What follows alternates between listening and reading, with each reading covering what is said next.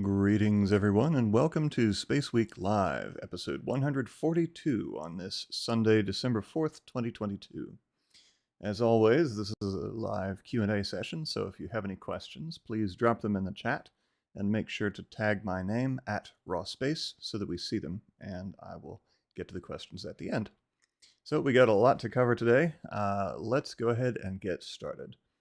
Looking back at the past week, let's start off with an Artemis update. Last Monday, Orion reached the farthest distance from Earth of any human-rated spacecraft, 432,210 kilometers, or 268,563 miles. That's 32,000 kilometers, or 20,000 miles, farther than the previous record holder, the Apollo 13 Command and Service Module in April 1970. Of course, Artemis 1 is uncrewed, so the astronaut's record remains intact. Last Thursday, December 1st, Orion executed its lunar departure burn to put it on a trajectory to swing past the Moon one more time on its way back to Earth. More on the upcoming Artemis events later in the Looking Ahead segment.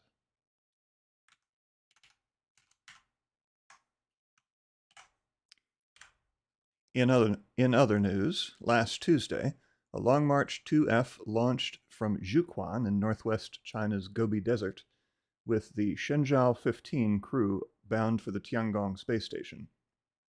On board were taikonauts Fei Junlong, Deng Qingming, and Zhang Lu. 10、9、8、7、6、5、4、3、2、1，点火！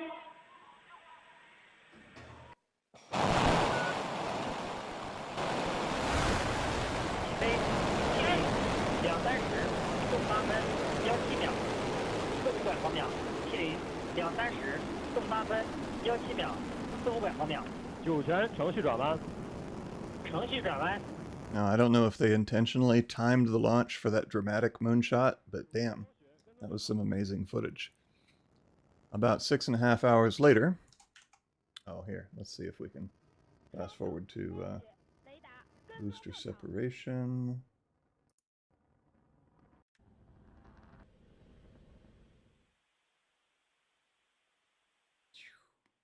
That was an interesting... That was not booster sep. What was that? Interesting. There we go. There's the main booster sep. I don't know what that earlier um, blip was. I don't think they have a fifth mini booster, so I don't know what that was. But the crew went. I mean, the launch went off without a hitch, so whatever it was not that critical. Now, about 6.5 hours later, they docked to the Tiangong's Tianhe core module. You can see here.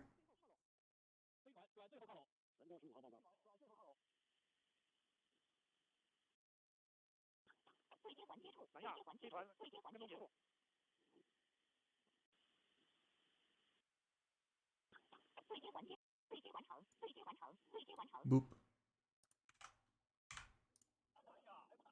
And here they are coming aboard the space station. A little bit sped up.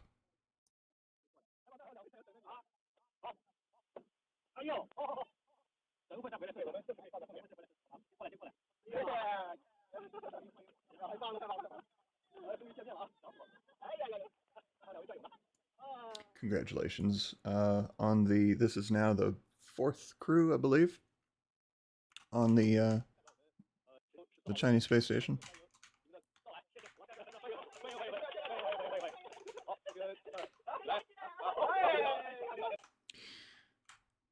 Now, with the Shenzhou 15 crew aboard Tiangong, early this morning, the Shenzhou 14 crew undocked, bound for a touchdown at the Dongfeng landing site within China's Inner Mongolia Autonomous Region a few hours later.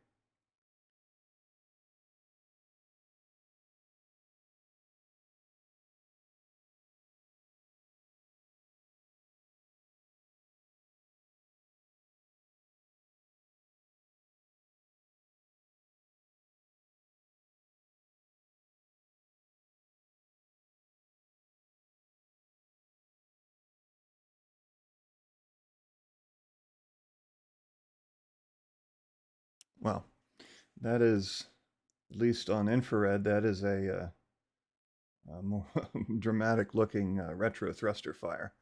Looked a little ominous, but the crew was fine. I believe I have, yep, I have footage here of the crew's egress from the capsule.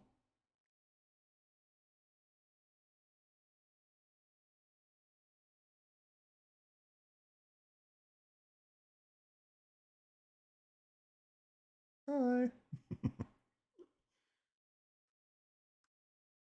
Now, sometimes you'll see an astronaut get out and like walk around on their own, but usually they're carried from the capsule.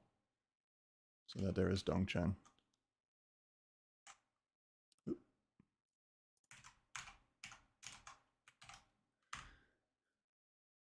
Yesterday, astronauts Josh Casada and Frank Rubio conducted a spacewalk to install a new ISS rollout solar array, or IROSA, on the space station's starboard fore truss. This was the third of 6 planned IROSAs to be installed. The third and fourth rolled-up arrays were delivered by SpaceX Cargo Dragon CRS-26 just last Sunday.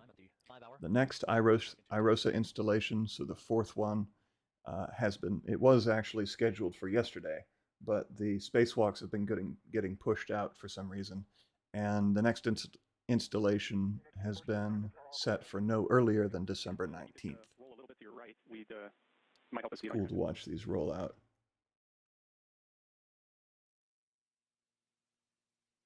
There was a deep space mission that also used a rollout solar array similar to this. I think it was it New Horizons? It's a cool technology. This array, when fully deployed to its length, the arrays are obviously quite thin. The original array on the starboard fore truss, providing an additional 20 kilowatts. Not exactly blowing in the breeze, but rippling in response to vibration forces from the rolling out process.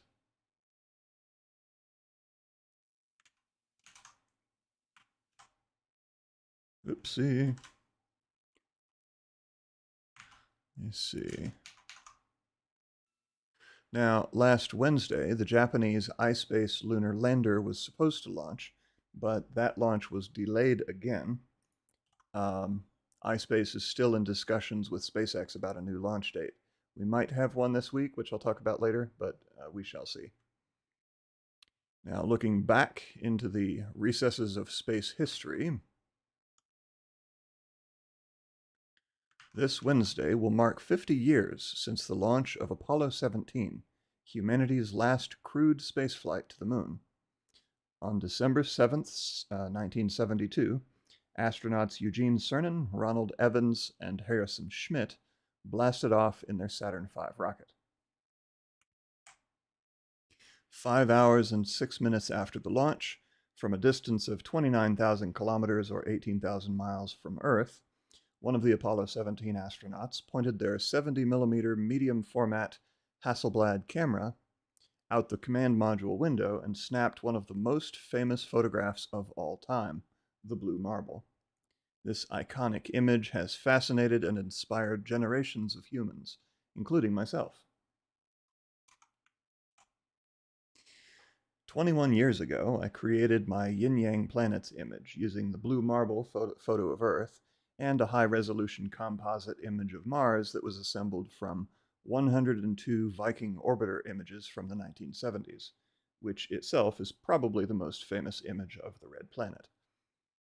The yin-yang planets symbol has stuck with me ever since, adorning my computer, my website, YouTube channels, and even merchandise, some of which you can see behind me. With regards to the Raw Space merch store, I am by far my own biggest customer, and that is okay. Because I love the products and the designs, and my own amusement is top priority. Now back to the blue marble, though. Here's the original image that it was cropped from. It has NASA designation AS17 148 22727. Inspiring designation there. It was the third in a series of 3 nearly identical images. Earth appears off-center and upside down without the color correction that was later applied. The photo was taken by either Harrison Schmitt or Ronald Evans. There's some debate as to who actually took it. Whichever astronaut it was, we're all very grateful. An iconic image can last forever. 4 days after Apollo 17 launched, the lunar module Challenger landed on the lunar surface in the Taurus-Littrow Valley region, with Cernan and Schmitt aboard. Evans remained in the orbiting command module America. They landed on December 11th at 19:54 and 58 seconds UTC, which is exactly 50 years, 5 minutes, and 2 seconds before the start of next week's SpaceWeek, not accounting for the possible delay due to the upcoming Artemis event that I'm going to mention later on. Now, they spent 3 days on the moon, conducting 3 EVAs, or moonwalks, totaling about 22 hours, 4 minutes outside the lander. Harrison Schmitt was the only professional geologist we ever sent to the moon, and much of their time on the ground was spent driving the lunar rover a total of 35 kilometers, or 22 miles, and collecting 110 kilograms, or 243 pounds, of moon rocks from various sites.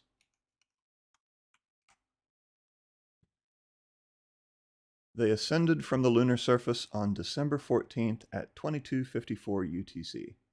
Here we see a photo of the Mare Orientale region of the moon during lunar nighttime, illuminated only by Earthshine, the sun's light reflected off of the Earth. Now, Earth is much larger and has a higher albedo, reflectivity, than the moon, so nighttime on the Earth-facing side of the moon is still reasonably well lit, except when the moon is close to full, since from its perspective the moon would be a thin crescent.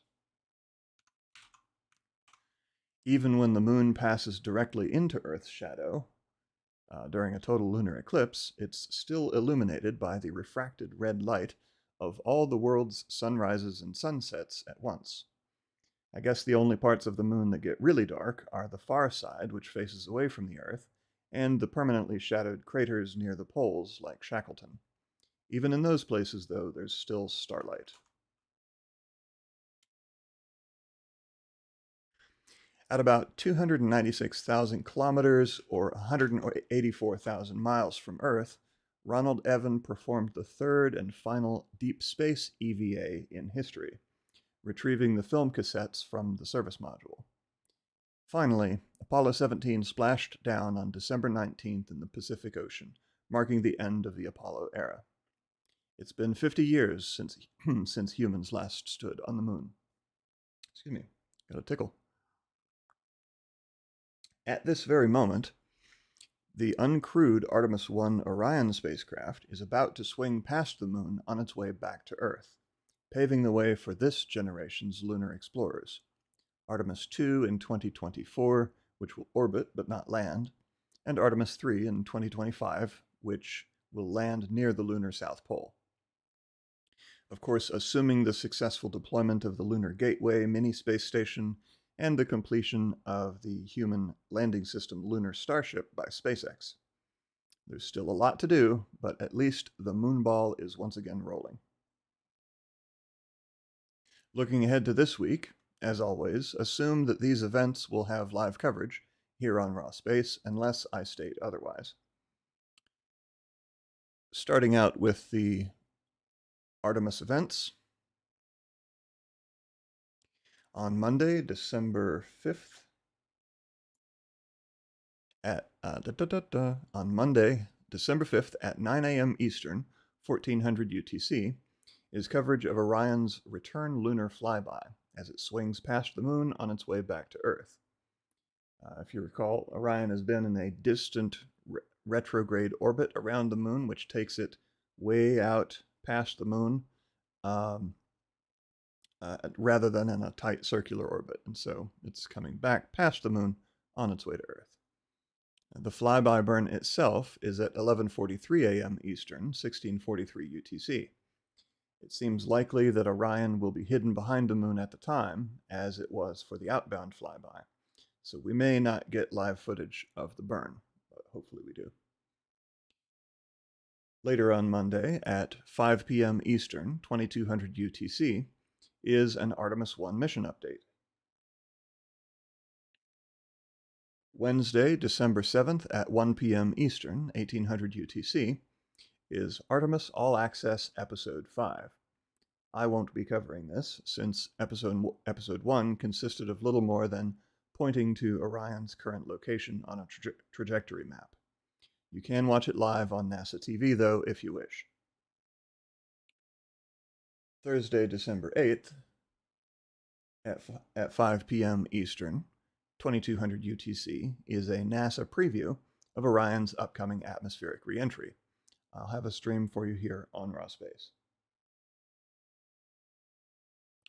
Friday, December 29th, at 1 p.m. Eastern, 1800 UTC, is Artemis All Access Episode 6. As with the previous episodes, you can watch it on NASA TV, if you wish. And then next Sunday, December 11th at 11 a.m. Eastern, 1600 UTC, before SpaceWeek, is coverage of the re-entry and splashdown of the Artemis 1 Orion spacecraft. Now, the European service module will separate from the crew module at 12 p.m. Eastern, 1700 UTC. The service module will burn up on re-entry, while the crew module re-enters and splashes down. 3 minutes later, the Orion crew module will perform a raise maneuver to get it in the proper orientation for re-entry. 17 minutes later, at 12:20 p.m. Eastern, 1720 UTC, the crew module will re-enter the Earth's atmosphere at 40,000 kilometers per hour, or 25,000 miles per hour. That's Mach 32, or 43% faster than a normal Dragon or Soyuz capsule re-entry. Orion will splash down in the Pacific Ocean at 12:40 p.m. Eastern, 1740 UTC, where a U.S. Navy vessel will recover it. Post-splashdown briefing is scheduled for 2:45 p.m. Eastern, 1945 UTC, and there will be a mission recap at 6 p.m. Eastern, 2300 UTC. Now, since the post-splashdown briefing is scheduled for basically right when SpaceWeek would normally start.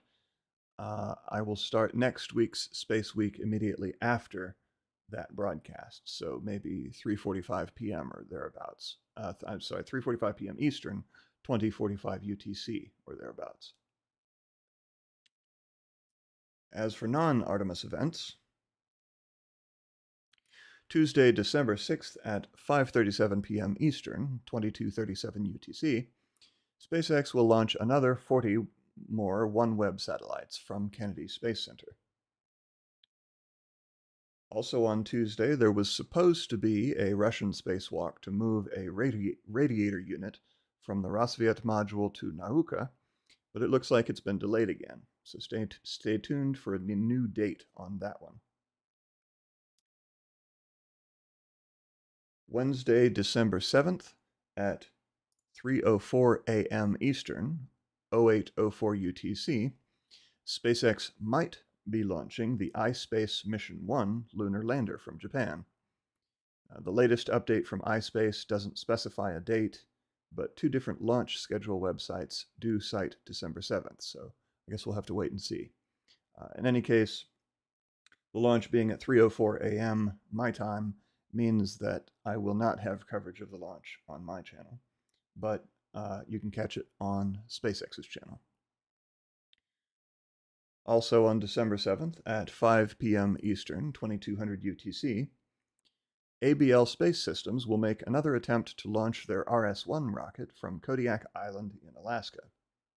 Both of their previous two launch attempts auto-aborted in the final seconds during the process of ignition. No live coverage is expected for the ABL launch. Finally, rounding out a very busy December 6th, at 6 p.m. Eastern Time, 08:04 UTC, a Rocket Lab Electron rocket will launch from their new launch pad at Wallops Island, Virginia for the first time.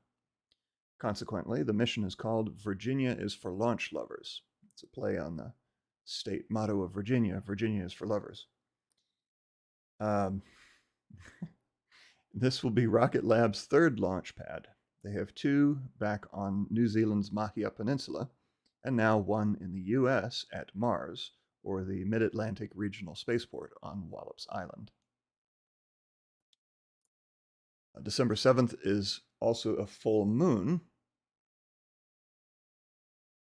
so get out there and start howling. Let's see.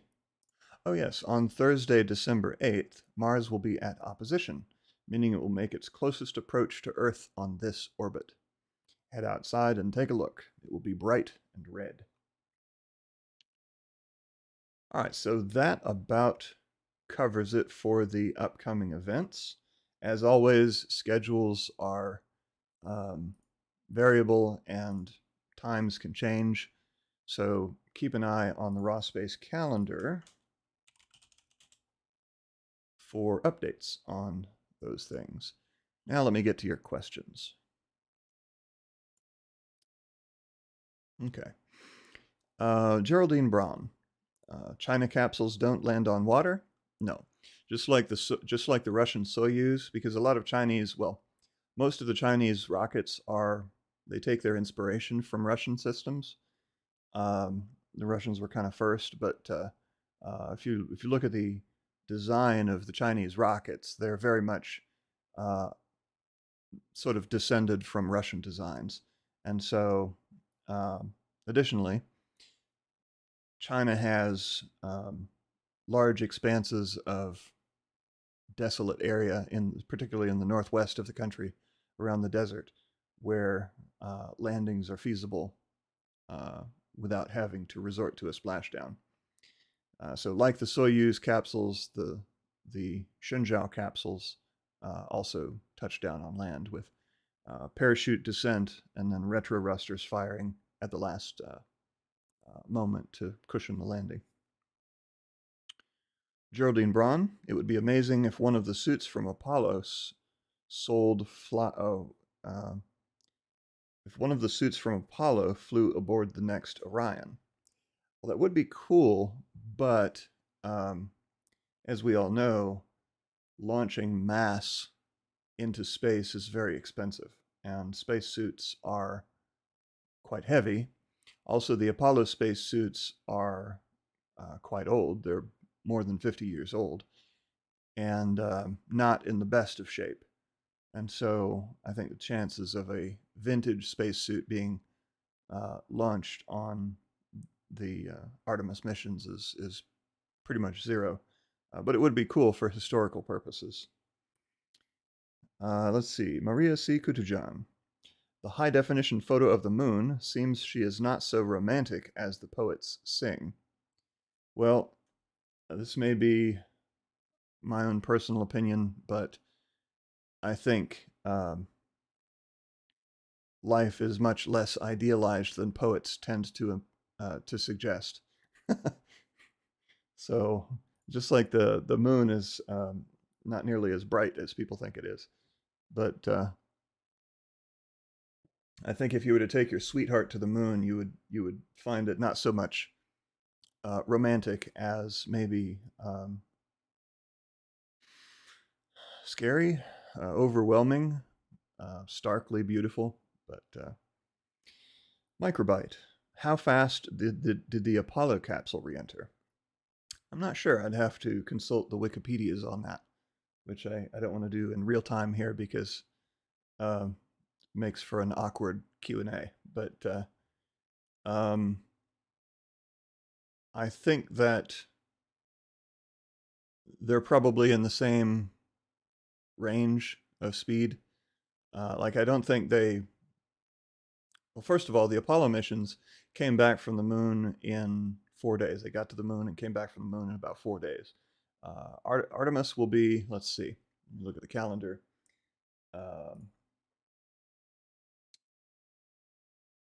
Okay, powered flyby is on Monday,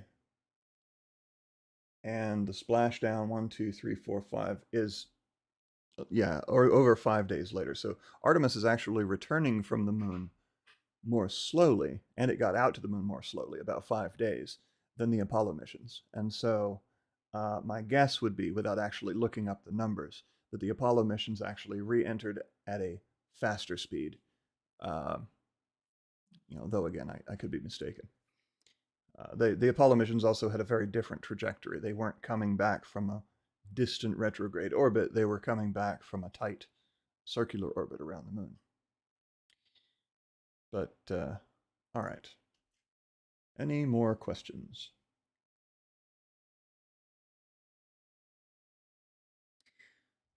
All right. Yeah, the moon is made out of Velveeta. That's not actual cheese. That's fake cheese. It's like plastic. Okay, looks like that is it for this week. Thank you all so much for coming.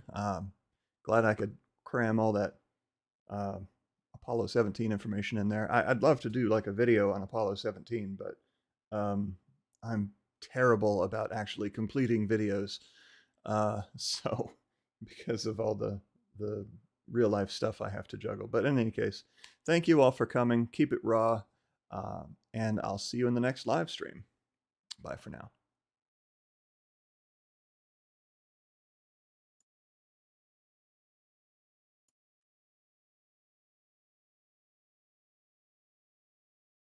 Seven, 7, 7, 7, 4, 1, 7, 7.